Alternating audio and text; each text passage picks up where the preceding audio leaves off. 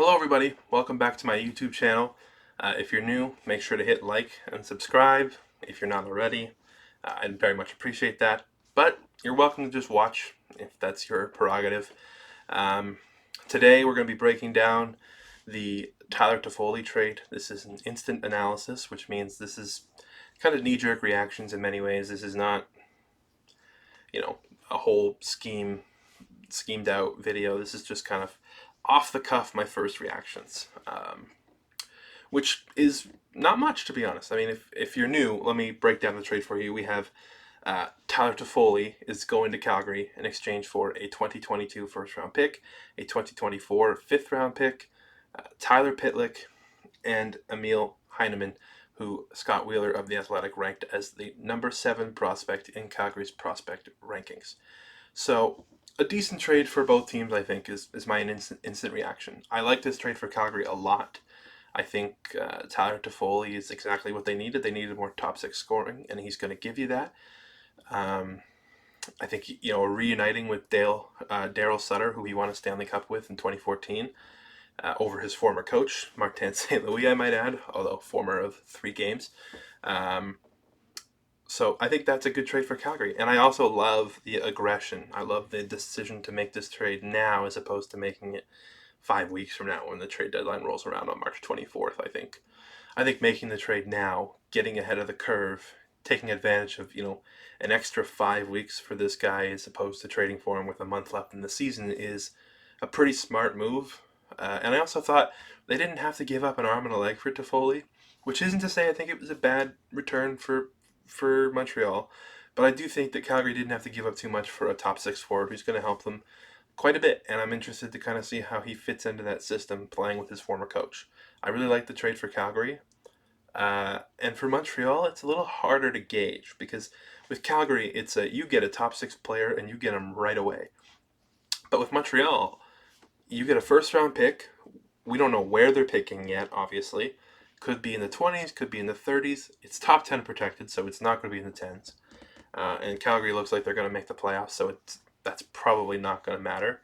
But we don't know where they're picking. We obviously don't know who they're picking, so there's a lot of question marks there as well in terms of what that does. And then, of course, the other big part of this trade is Emil Heineman, who I think is a good addition, but he's a prospect. And like any prospect, the role is you have to develop them. They don't just come ready to play in the NHL. And so the last time the Canadiens traded for a prospect was Nick Suzuki. It worked out pretty well. If they can get similar results for trading for Heineman, that's great for Montreal. But prospect development has been a bit of a thorn in the side of this organization for at least the better part of almost all, if not all, of Marc Bergevin's tenure. And so there's probably a little bit of distrust from the fan base that they're going to be able to just take a prospect like Heineman and turn him into this really good player. But I do like the way he projects. He's having a very good season in the Swedish Elite League in Sweden, obviously. In the men's league, he's having pretty good production for a 20-year-old. I think he's amongst people of his age group. He's leading scorer in that group. He's having a very good year there. And so if you're a Canadiens fan, that's got to impress you, right? You got to like that. But then, of course, comes the task of actually developing them, which we haven't seen them do a whole lot of. So the pressure is on in both the first round picks and Heineman's case. You got to be able to develop these guys, and so it's kind of a wait and see kind of deal. If you develop them the way they can, I think it works out well for Montreal. I think Heineman could project to be a middle 6 forward, and depending on who and where they draft, maybe they get a top 6 forward in that other pick. And if you get a top 6 forward for Todd Foley straight up, it's already kind of a win. And then you add in Heineman and maybe something else. Maybe you strike gold with that 5th round pick. Maybe Tyler Pitlick has a resurgence in Montreal. I don't know. I don't hate this trade for either team. I really like it for Calgary. The only reason I'm a little hesitant with Montreal is just simply because I don't know how they're going to develop these players, but I don't have a problem with what they got back. I know a lot of Canadiens fans on Twitter were a little bit doubtful of what they got back, simply because, if you think of Calgary, like I said, Scott Wheeler had Heineman as the number 7th prospect in their pool, behind guys like Connor Zary, Jakob Peltier, Matthew Coronado would probably be the 3 most notable guys there. But we don't know what went on in that phone call, right? Maybe the Canadians value Heineman more so than those other guys. I mean, in Peltier's case, he's 5'9". Heineman's 6'1", left-handed shot forward.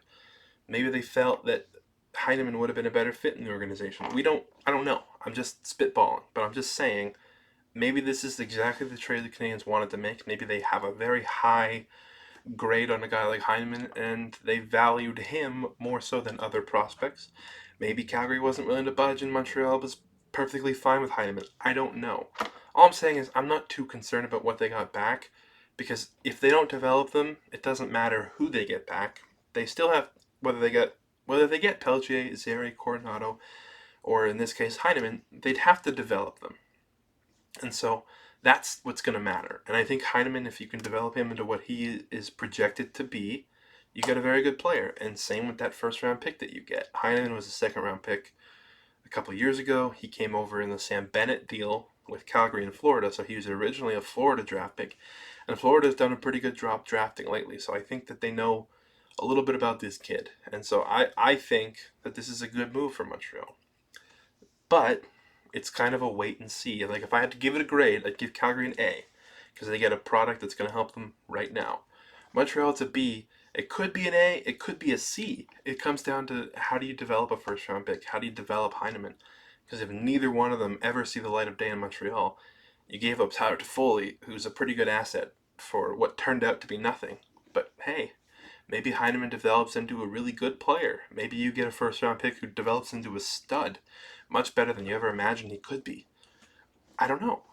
It all comes down to how you develop them. But instant reaction is this is not a bad trade for Montreal. They got assets for a player who is not moving the needle in Montreal, because nobody's moving the needle in Montreal, right? They're bad this year. You're gonna see players moved out, and I know from an emotional standpoint it sucks because Tyler Toffoli really liked playing in Montreal, but